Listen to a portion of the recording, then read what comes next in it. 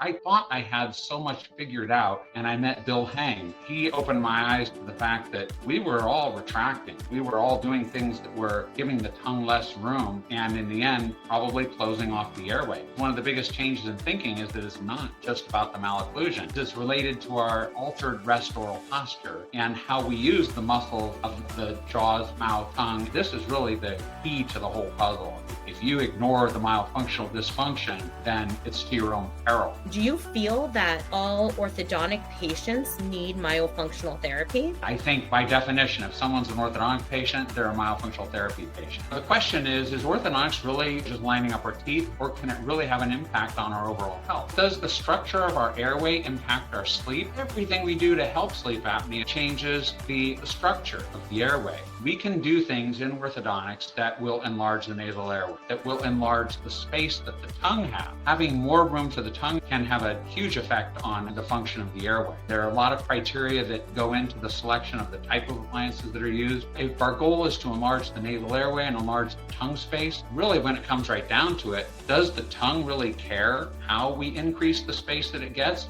Even if there is some tipping of the teeth, that may not be a total disqualifier for whatever method we chose to do this with. If you really do want true expansion of the nasal cavity, then skeletal expansion is obviously the better way to go. We don't like to use the word expansion with the lower, so we soften it with the term uprighting, the lower molars, or decompensate them, surgical assist. This is rapidly becoming unnecessary. If we forget about the AP dimension, we're losing out on the opportunity to really get the tongue a lot more room. Relieve mandibular entrapment. A person is twice as likely to have TMJ problems if the condyle is in that posterior position. Proclining anterior teeth. Is it safe to do that? You don't push the teeth off the edge of the jaw. It can be a very safe thing to do. One application of AP expansion is extraction reversal. Traction, or to move the upper jaw forward during the growing years, can have a huge effect on how the upper jaw is growing. Orthotropics is John Mew's baby. There's really no competition for getting the best growing faces when you compare anybody else to John Mew's changes.